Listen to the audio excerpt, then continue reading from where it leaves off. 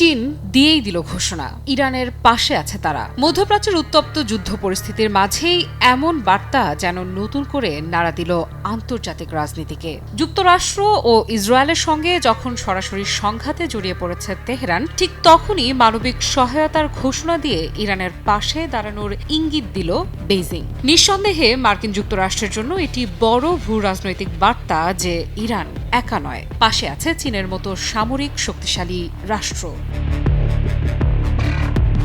মধ্যপ্রাচ্যের যুদ্ধ দিন দিন আরও জটিল হয়ে উঠছে। যুক্তরাষ্ট্র ও ইসরায়েল একের পর এক যৌথ হামলা চালিয়ে ইরানকে কোণঠাসা করার চেষ্টা করছে। এই সংঘাতের শুরুতেই ইরানের দক্ষিণাঞ্চলের মিনাব শহরের একটি প্রাইমারি স্কুলে ভয়াবহ ক্ষেপণাস্ত্র হামলার ঘটনা ঘটে, যার জন্য ইরান দায়ী করে যুক্তরাষ্ট্রকে। ওই হামলায় নিহত হয় বহু কোমলমতি শিক্ষার্থী।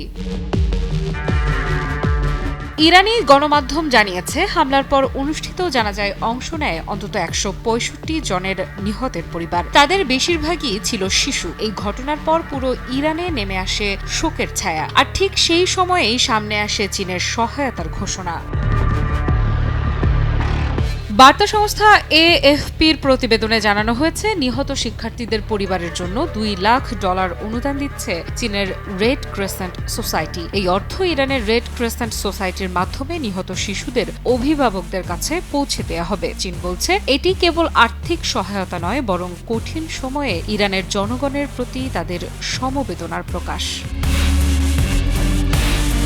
বেইজিংয়ের পররাষ্ট্র মন্ত্রণালয়ের মুখপাত্র গুয়ো জিয়াকুন এই হামলাকে আন্তর্জাতিক মানবাধিকার আইনের গুরুতর লঙ্ঘন বলে উল্লেখ করেছেন। নিয়মিত সংবাদ ব্রিফিংয়ে তিনি বলেন, স্কুল এবং শিশুদের ওপর হামলা শুধু আন্তর্জাতিক আইনের বিরুদ্ধেই নয়, এটি মানবতার মৌলিক নীতিরও পরিপন্থী। তিনি আরও স্পষ্ট করে বলেন, মানবিক দৃষ্টিকোণ থেকে এই কঠিন সময়ে ইরানের জনগণের পাশে থাকার জন্য চীন প্রস্তুত। প্রয়োজন হলে ভবিষ্যতেও এমন সহায়তা অব্যাহত থাকবে।